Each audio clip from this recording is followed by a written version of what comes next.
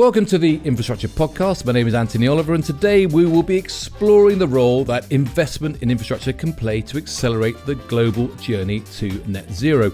So where to start? Well, the UK National Infrastructure Commission recently highlighted the huge challenge that we face globally to decarbonise our economies, essentially pointing out that our path towards creating a truly sustainable future really only has just begun. One clear challenge is that, despite the huge investment in renewable energy generation and efforts to manage demand, around 80% of the UK's energy needs are still now met by fossil fuels.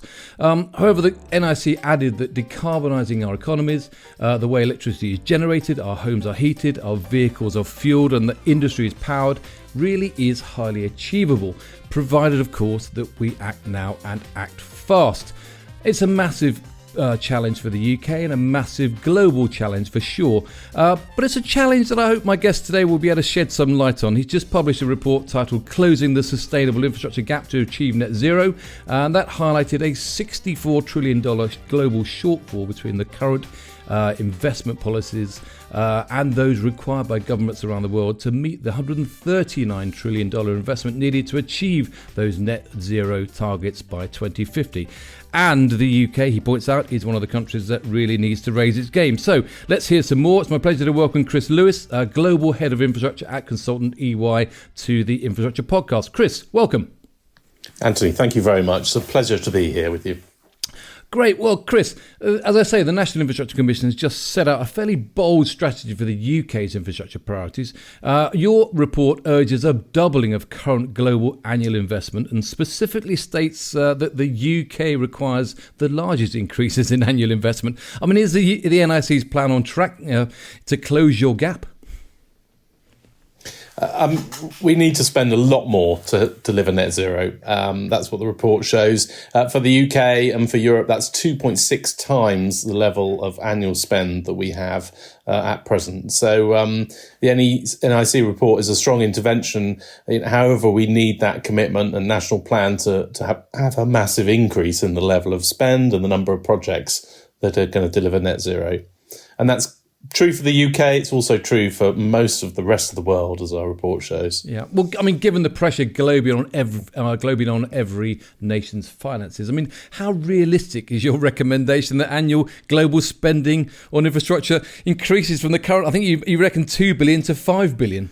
That's right, yeah. 2 billion every year to 5 billion every year between 2020 and 2050. That's quite a lot, Chris. That's quite a lot. How realistic? It's a lot. It's a lot. And governments around the world are facing the same challenges to public finance. You know, we've moved from an environment of cheap debt to an environment of expensive debt. So the national debt in the UK has gone from 30% of the gross domestic product in 2008 to 100% today. So, the choice governments face around the world is similar. Do they take on more public debt, over and above 100% of the GDPs, even though the cost is, sort of 5% plus rather than the 3% we've seen historically? Do they encourage more private sector investment through models like contract for difference and regulated asset base? Or do they delay projects? Now, in the case of net zero, emissions are rising, and delay really isn't an option. So governments are going to have to find a way to encourage more investment, and we're going to see an increase in the level of spend. Yeah. Well, of course, you and I both know that market confidence is what really enables this investment to flow. But of course, the NIC also talks about the need to make bold decisions and plan for the long term if we're to meet these net zero targets. Similar message, I suppose, is to those of your report. Yet the UK government seems to be going in the opposite direction right now, delaying the net zero policies, cancelling HS2 North. Should we be concerned? I think what you're seeing is the scrutiny on what projects are needed. And part of what our report shows is where the investment goes between transport, energy, industry, agriculture and other sectors. And really with more limited budgets and funding, people are really looking at where is the most effective way to decarbonise and what's the path to decarbonisation. And you're seeing, again and again, probably a move, fewer transport projects, more energy projects. And, I think that's partly what we're seeing here. So, yes, we've seen a lot of noise around the HS2 decisions, but there are also a number of other things that the government is doing to encourage the development of new nuclear, small modular, many other projects. So I think you're going to see more of this shifting to the most effective projects that give the best outcome. That sounds like you're putting a very positive spin on that there, Chris. And that's commendable. But you are very specific in the report that delaying the transition to net zero will require an even higher ramp up of global investment, perhaps to $7 trillion a year over the next 7 years to avoid the worst impacts. I mean, what level of spend would you say the UK should be aiming at today? Over double. Because if we delay, the climate gets worse. What you're seeing is we're on a course at the moment, and our chart shows to exceed 2 degrees by 2050. And the commitment to limit it to 1.5 degrees, we're going to be there before 2030 at the current rate of increase. So we need to act now. Delaying, as you say, our estimate showed that if we delay, then it's going to be $7 trillion a year, which gets into the unachievable territory. So, we need to move into a world of kind of, decarbonise electrification and then electrify everything. I think the call to action is definitely there. And actually part of what we showed was this massive commitment, 75 trillion of commitments made by governments around the world today. So it's not like people are doing nothing. Yeah. It's just that we need to do more. Well, let's talk a bit about the report, the Closing the Sustainable Infrastructure Gap to Achieve Net Zero. It was produced with international engineering consultancy lobby group FIDIC's Global Leadership Forum think tank. Why was it necessary, in your view? Yeah, so FIDIC, I think I've seen a gap in the international leadership on infrastructure. And representing all the consulting engineers, part of what the team at FIDIC have done is try to pull together a leadership group that can really speak for the whole world around what the challenges are. We've obviously got some governmental organisations like the Global Infrastructure Hub, the G20 set up, and the World Economic Forum has an infrastructure group. But there aren't actually many communities where leaders come together and look at the challenges facing the world and then make the commitments. So FIDIC formed the Global Leadership Forum. It's made up of around 100 of the leaders from around the world. The aim really is to show the commitment that the engineering community will make and the commitments that are needed to hit key challenges. And the focus for this year, the first year, was around net zero and sustainability. Any huge surprises? I mean, you set out various questions that you set out to answer. Were there any huge surprises when you actually did the research and produced this report? Well, coming from the UK, we've we switched off coal a while back. We've been well into the journeys of building renewables. We've been extending nuclear and bringing new nuclear power in. We've been moving and reducing emissions through sort of home lighting and heating. And I guess what really surprised me was emissions are still rising at a very large rate. And actually the level of economic development in the world is huge. And lots of different countries are at a different stage in their journey. And I was, surprised to see the continuing rise in emissions. So we need to follow a more, even more kind of confident path towards net zero. We also need to help countries around the world follow a different development path to the one that we followed. You can't go through, using coal for energy and then trying to decarbonise it. People are going to have to follow a different path. So the development around the world is going to have to learn from the best technologies that work in the developed world. Okay, well, I mean, clearly, to put a slightly cynical hat on, Chris, I mean, a bunch of engineering consultants demanding more investment in infrastructure, it will perhaps come as no surprise. But, how do you land that message with governments, like that of the UK, for instance, who are typically, they don't have a lot of interest in infrastructure, because it's not particularly a vote winner. Yeah. Infrastructure, governments like infrastructure projects, but they struggle to afford. Well, like cutting ribbons. Yeah, So I think it's about the best projects and about also picking a path that's affordable. And this isn't just about, governments have to spend money on the infrastructure projects. Actually, the sectors that you're looking at, the more growth in energy, tend to have a lot of private sector funding. And there is a huge amount of international funding available. There's a lot of, what the industry calls dry powder, funds that have been raised for big energy projects, but aren't yet committed because there's a lack of good bankable projects out there. So, I completely understand the point. Engineering consultants calling for more projects is probably what you'd expect. But in this case, I think what we're saying is, that the world needs to cut emissions, and in order to hit the 1.5 degree target. And in order to do that, we need great projects, good bankable projects. So really, it's a call for better quality projects, a sharing, and a commitment towards meeting the sustainability goals. Yeah, no, well, I've certainly, the finance sector has long called for quality projects in order to invest in, and that I think is a consistent theme. Let's talk about some of the recommendations. Have a quick romp through those, if you don't mind. The first is establish a new grading scale to rate the sustainability of infrastructure projects worldwide. I mean, how do you measure that? Yeah, so there was a lot of discussion, Anthony, about the amount of embedded carbon as you go and build projects. If you look around the world, the amount of new real estate, the amount of new buildings that have been built, and the rise of the cities is, quite incredible. And really, how you track and understand the embedded carbon as you go and build something is something that the industry's never really grappled with. So it was a commitment to say, in building all these projects and in the energy system, there are very few assets in the energy system operating today that will be generating in 2050.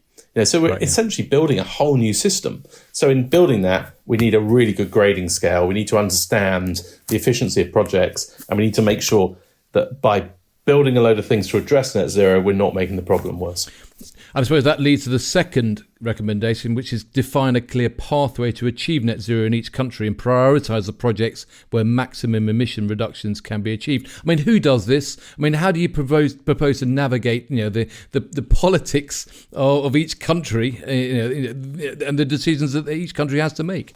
Well, the Global Leadership Forum for FIDIC had representations from many of the different countries, and actually they've got member organisations representing the engineering community in all the countries, well, not all the countries, but most of the countries around the world. And when we had the discussion, there was a feeling that actually many of the projects that were being prioritised weren't the right ones, and actually people were making inefficient choices. Some people were still not even really on the emission reduction path, and therefore investing in the wrong types of projects. So it was really a commitment from that community to say, we'll work together with governments to set out a really clear path. Now, we talked a lot about the pathway. If you start with the energy system, you start with decarbonising energy, and then you move to electrifying everything, and then you get to the hard-to-abate sectors. So really, it's an offer, commitment from the engineers of the world to work with governments to lay out the best plans and to share the best ideas. And building on those good ideas, establish a global repository of successful project case studies to share learning, help accelerate project initiation worldwide. Have you found evidence that some countries don't know what to do to boost sustainable outcomes? Where are the good and where are the bad? It's quite a bewildering array of projects out there. If you think about how do you decarbonise a country, it's not an easy question to address. So we also had a presentation from the Solar Impulse Foundation, who have basically looked at where are the technologies where you can both decarbonise and they're more commercially efficient than the alternatives. And there are over 1,000 technologies that sit within that sweet spot.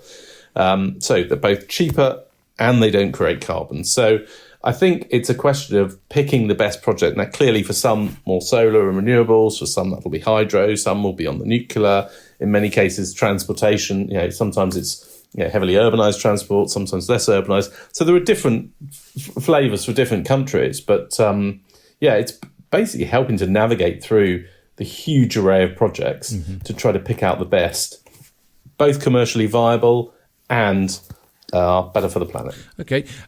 You've got also created a global funding platform to match funding opportunities for infrastructure projects in emerging economies.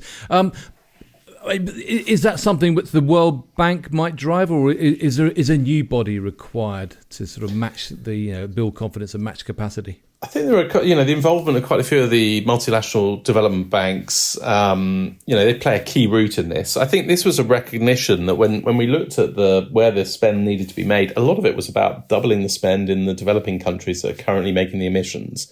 And then the question was, well, what is the development path for other countries? So, that are much less developed today. Their emissions are exceptionally low, but they want to focus on economic development. They're on a journey. So really, this was about how do you create the ability for those countries going through that to develop. Now, what a lot of you're seeing is these user pay models, contracts for difference, paid per purchase price, user pay supported by governments. I think the role of the multinational development banks and the multinational organizations is to support countries get really bankable projects that fit the future and not just revert to having sort of coal-fired generation because it's the easiest, cheapest. So.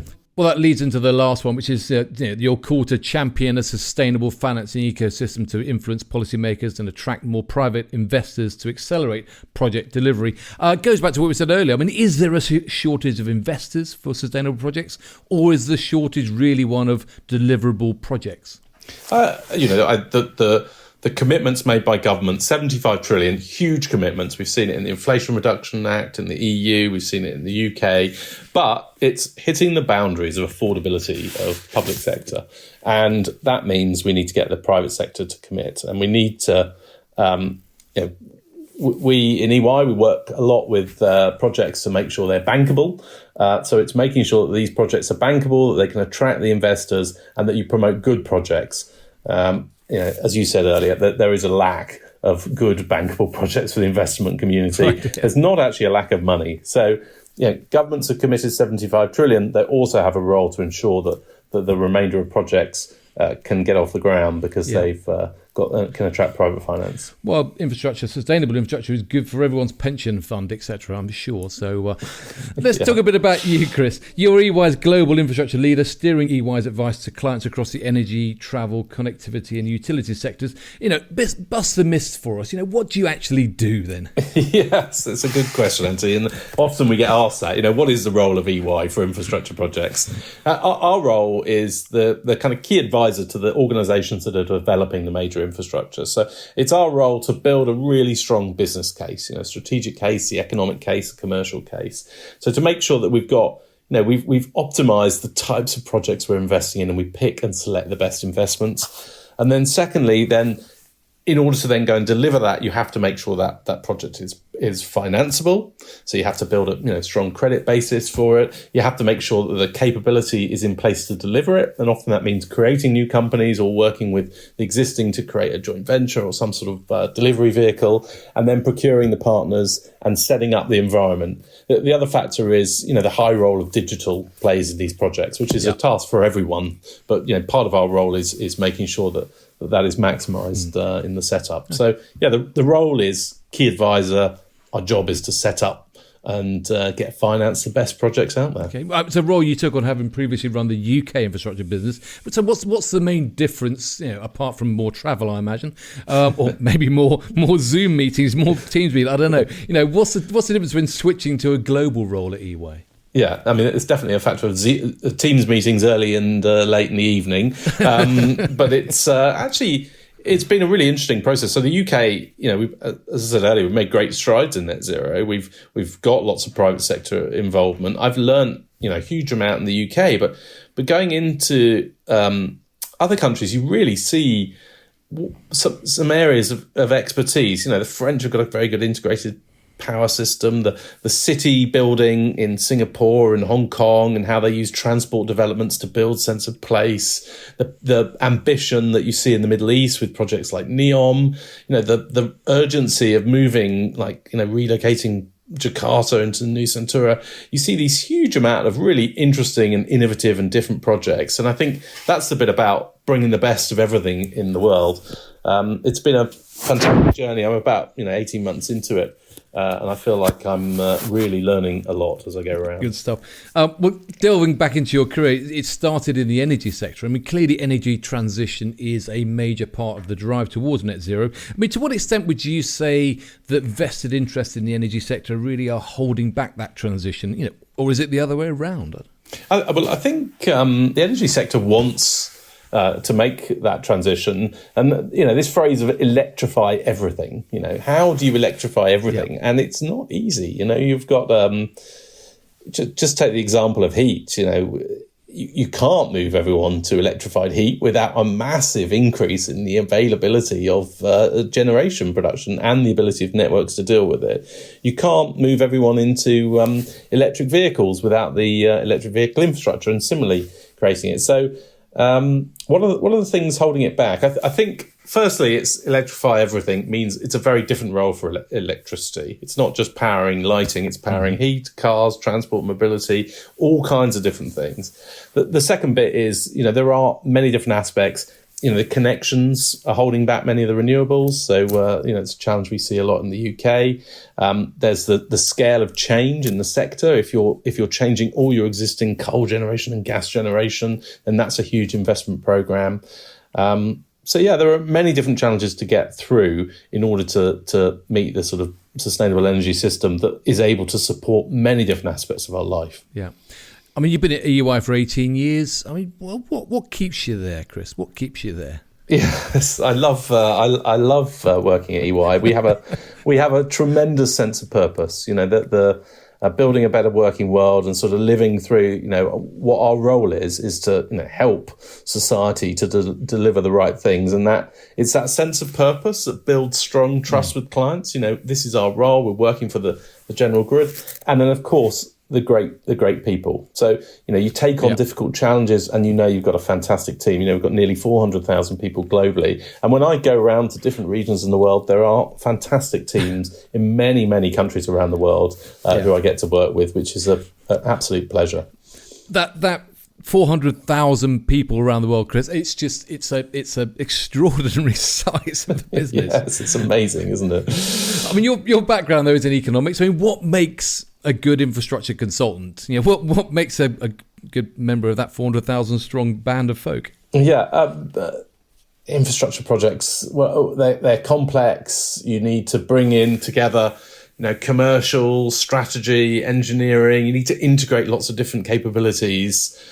So the first one is, being good at integrating disciplines from many others. You've got to recognise what you're good at. I'm obviously an economist by background. I'm not an engineer, but I work with some fabulous engineers around the patch on these projects. So, recognise your skill set and how it fits in and integrate well to others.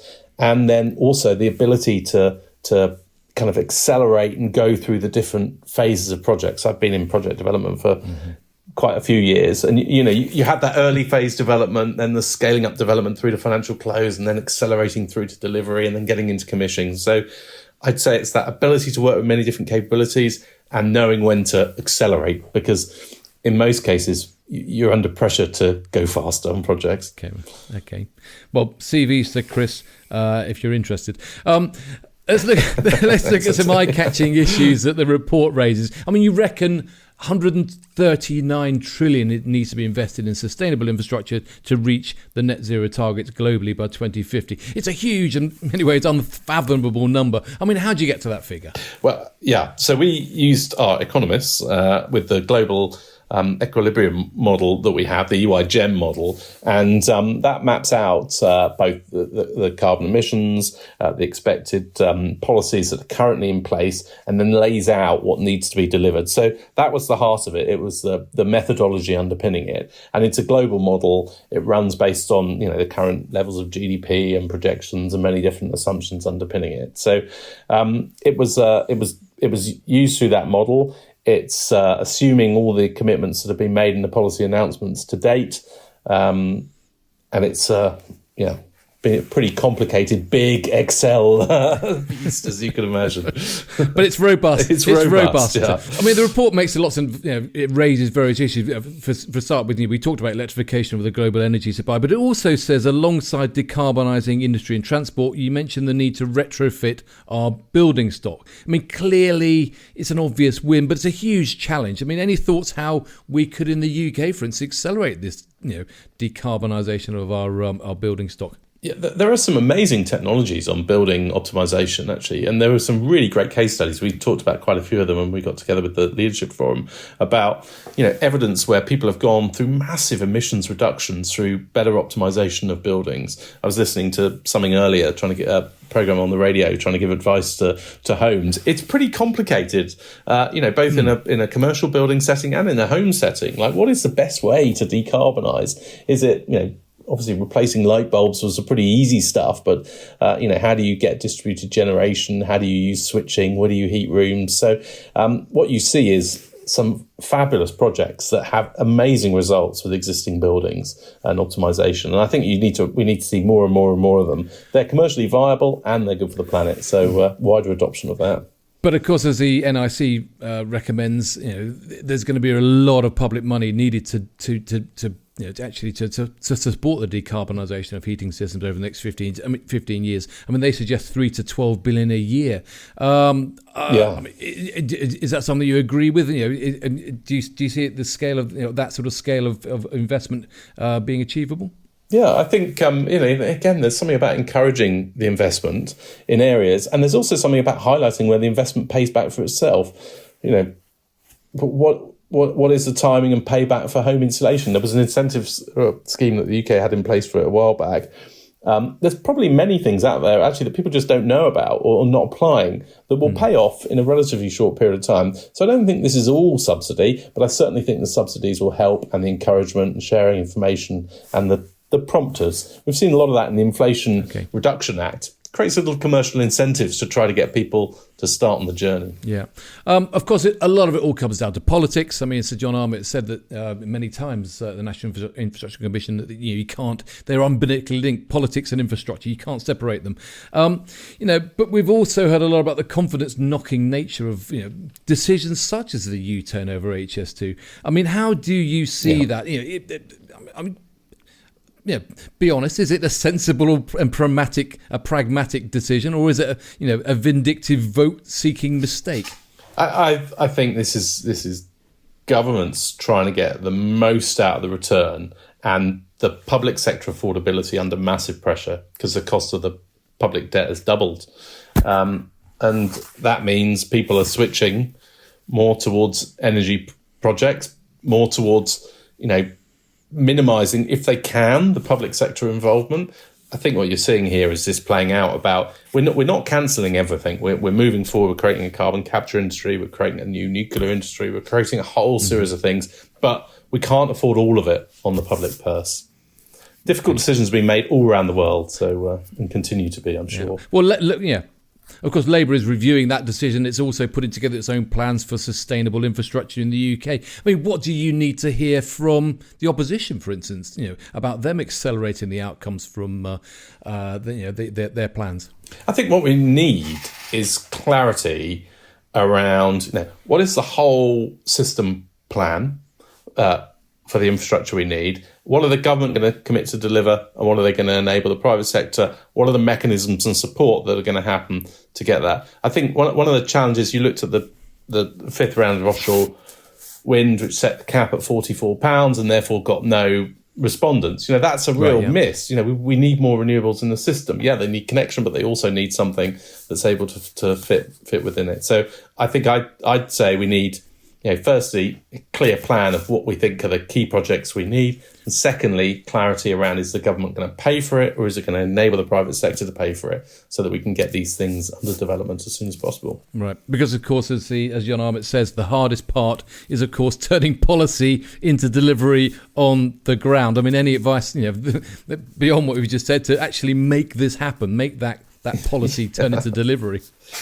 Yeah, I mean, say less and do more is always good advice, isn't it? Pick a few things, not have long development times on projects. Short development time, committed government, private sector, cross-party political commitment. Get on with the things we need to do, and let's not have a long list of things that we might do. Great, Chris. Thanks so much for joining me today on the Infrastructure Podcast. It is a really interesting challenge, a really big challenge that you set out there, a global challenge, of course, but also one for the UK to solve. So thanks for sharing your thoughts and for trying to steer us in the right direction. Thank you, Anthony. It's been an absolute pleasure. Great to speak. Great, Chris. Thanks very much. That's all we've got time for today on the podcast, but we've got more from the Infrastructure Podcast in the pipeline and more guests to talk to as we continue to probe the big issues faced across the sector. If you haven't done so already, do check out the Infrastructure Podcast website. That's www.infrastructure-podcast.com, where you'll find background information to this podcast, but all the latest podcasts to listen to and to share with your colleagues. So thanks for joining us. Thanks again to Chris, and I look forward to seeing you again very soon.